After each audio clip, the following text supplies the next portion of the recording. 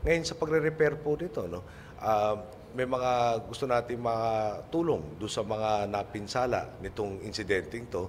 Naghihintay lang po tayo ng tamang timing para gawin po yan.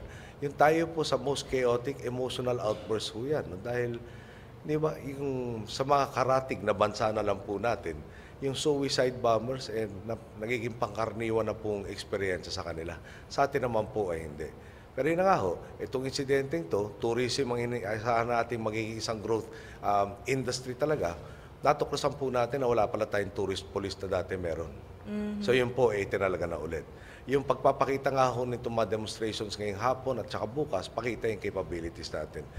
Yung ilalabas natin lahat ng corrective actions na ginawa natin para mapaganda, yung maganda na, at maiwasto naman yung mga maling dinatnan natin.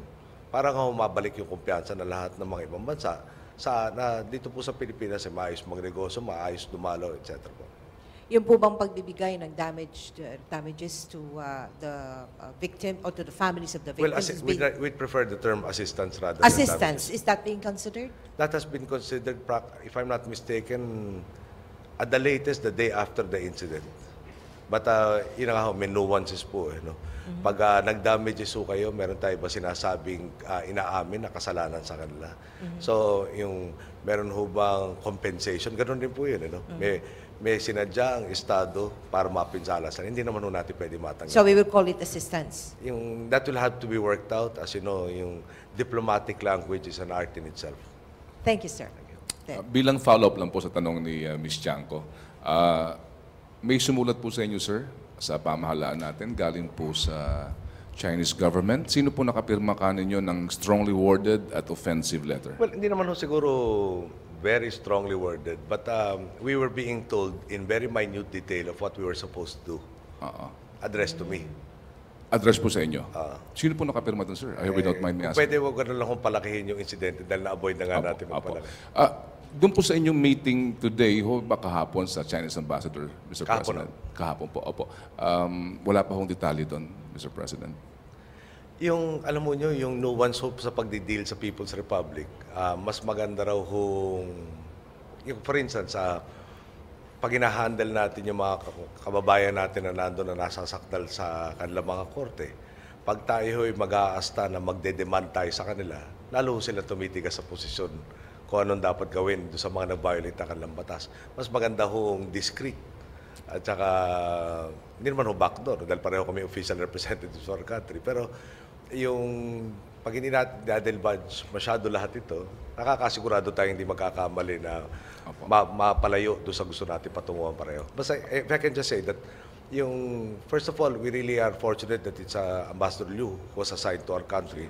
And that he has, I think, on record, been very, very helpful in resolving this crisis. So he has continued to do so and is continuing to do so. Ginoong Pangulo, ito yung tanong ko na, going back dun sa hostage crisis. Binanggit nyo again kanina, napipikon na kayo, you were asking ano ba ito nangyayaring ito. So, meron po ngayong IIRC hearing, na playback na po sa television, radyo, ang mga tape recording po ng mga coverages, at siguro po naman safe to say na maraming Pilipino ang naniniwala na yung pagdampot doon sa kapatid ang naging mitya ng paglagana po ng karahasan. Do you agree, sir? That will be commenting on what the investigation committee is doing, and baka naman sabihin na I'm interfering in their work.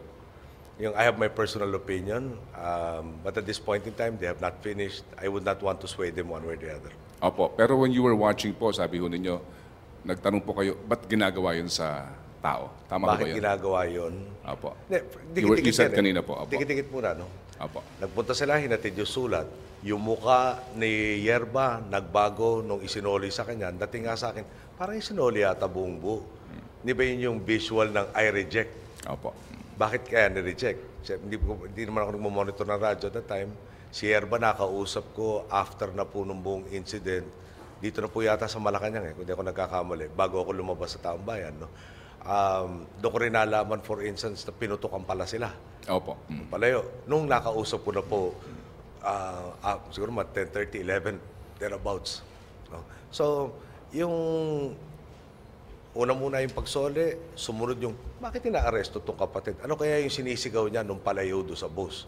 Tapos meron na naman yung presumption of regularity. Alam naman siguro itong mga tinalaga dyan kung anong dapat lang gawin. Pero bakit di kaya pinag-isipan na katakot-takot na, di ba, grandstanding na rin na nangyari po doon? Yung pag-play sa emotions na nangyari. Ano kaya epekto nito? Bakit? Sino nag-isip nito? Pero yung initial was, sino nag-utos nito? So ano po ang inyong reaksyon po nung malaman nyo si Mayor Lima nag-utos? Yung, well, medyo confused na ho yata yan. Kasi nag-utos Pusasan, Yung pusasan daw po yung tao. Kasi nung una ho, nag-utos sa aresto yan. Tingnan po natin yung investigation committee. Opo. Pero yung, gano'n na nga rin ho, huwag natin kalimutan nga ho, nung isinoli yung sulat, may sinigaw, di umano'y nagsalita to si kapatid, na parang hindi natin masasabing pagtulong sa pagre-resolve ng sitwasyon. Opo. Salamat Mr. po. President, may mga opisyal na who went on the record, sinasabi nila na nakakalimutan daw natin na mas maraming nailigtas kaysa sa namatay. Sang-ayon po ba kayo sa pahayag na yon? Palagay ko po, yun nga kaya ganun yung kumpiyansa ng umaga eh. No, na hindi ito nakakaiba. Marami na pong solitary, kadalasan deranged, ng hostage. Siyempre, naalala ko po yung nangyari sa Pasay nung araw, no, na hindi rin na-resolve ng tama. Pero kadalasan po, naliligtas ang mga hostages. Lalo na pag ganyan na nag-isa. Yung emphasis doon sa nag-iisa, wala kang support mechanism. Walang secondary issues na mangyayari mag-hostage dito, ng bomba sa ibang lugar, nag-hostage sa pangatlong lugar. Wala akong ganun. No? So, na-resolve na yan. At lalo na po sa Maynila mismo, no? Ang dami nila na-resolve dyan. Ganun na lang ang kumpiyansa ko na kaya ma-resolve yan. Nang parehong paraan at parehong resulta. Pero sang-ayon po ba kayo na one life lost is one life too many na? Kaya nang umpisa pa lang, sinabi ko na, siguraduhin nyo, huwag nyo isusugal yung buhay ng hostages. Pwedeng gamitin yung assault kung talagang wala nang natitirang ibang option. Kaya nga naghihintay ho kami hanggang madaling araw supposed to be para matapos at ma-resolve ba ito. Pag sinabi madaling araw, baka ho alas 2, alas 3 yung analysis na by that time, pagod na siya, bababa na yung adrenaline, yung emosyon, pwede na makausap ng mahinahon, at ma-resolve ba itong timing.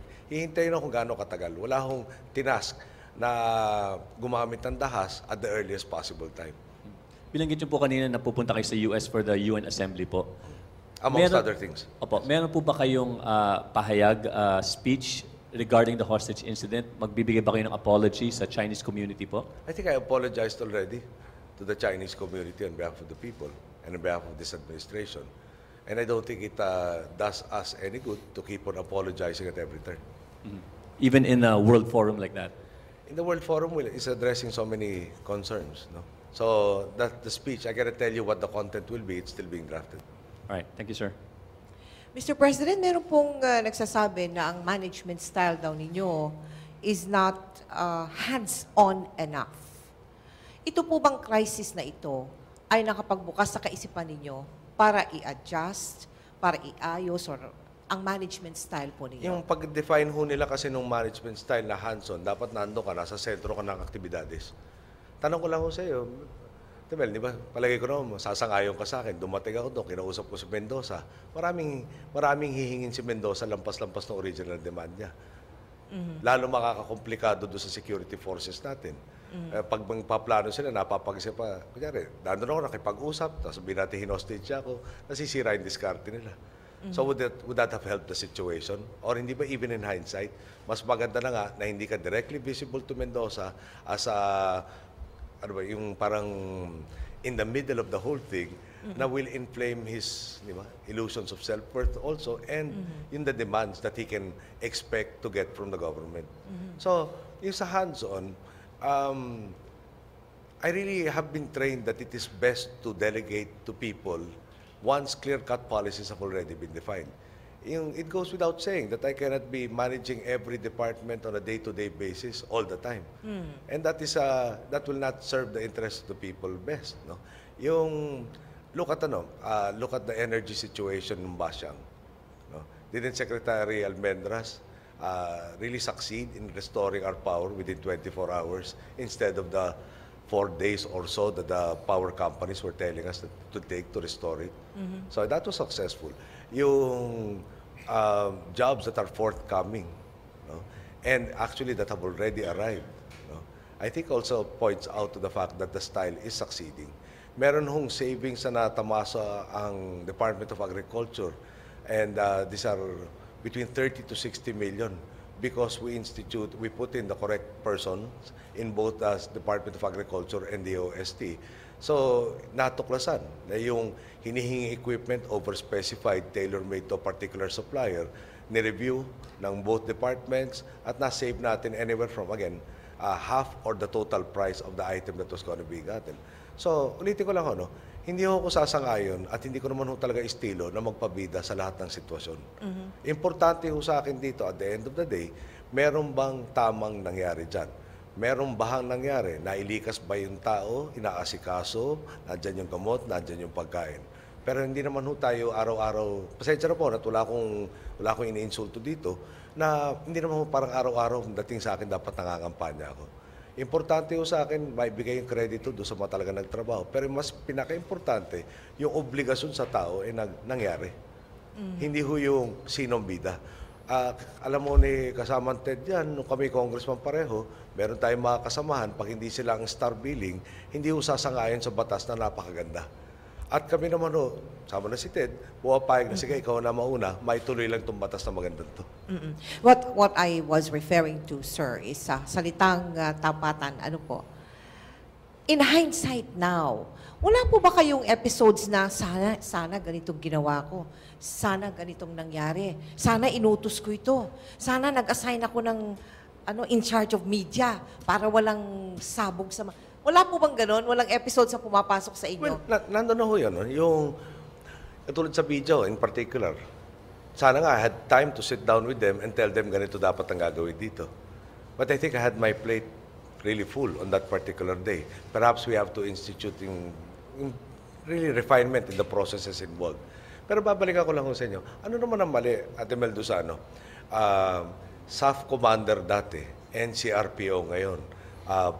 Proven by so many reviews of competencies. Tapos nandyan siya in a position to intervene if necessary, has a subordinate that is presumably trained in crisis management, at least to the degree that the manual calls for, has undergone so many trainings also, was formerly MPD head, and got back to the MPD head.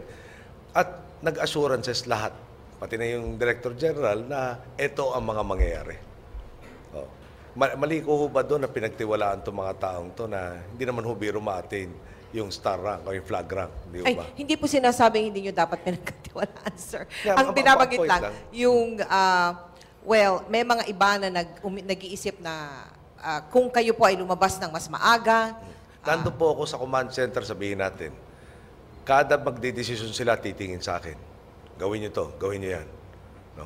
Pag kinailangan ako sa ibang lugar, nung araw na yon, tapos nasanay na sila buong araw, titingin sa akin muna bago magdesisyon. Pag biglang nagwala yung si Mendoza, sino mag-go doon sa assault? Tatawagan lang muna ako. Ayokong sila sanayin na kailangan ganun magiging proseso. Dahil sila nga tinalaga na dapat may kakayahan at dapat kaya mag-responde sa yung pinakamabilis na panahon sa mga fast-developing situations. So it was a conscious choice. No?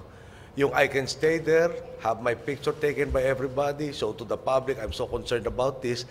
But at the same time, I will impede the abilities and the efficiencies that the people who are trained to handle these things can do. And that was a conscious decision. Let them who have been trained, who are most current in all of these aspects, undertake the decisions. Don't second guess them. Don't be at their backs, really trying to, parang, sa pagmamanaw, yung backseat driving.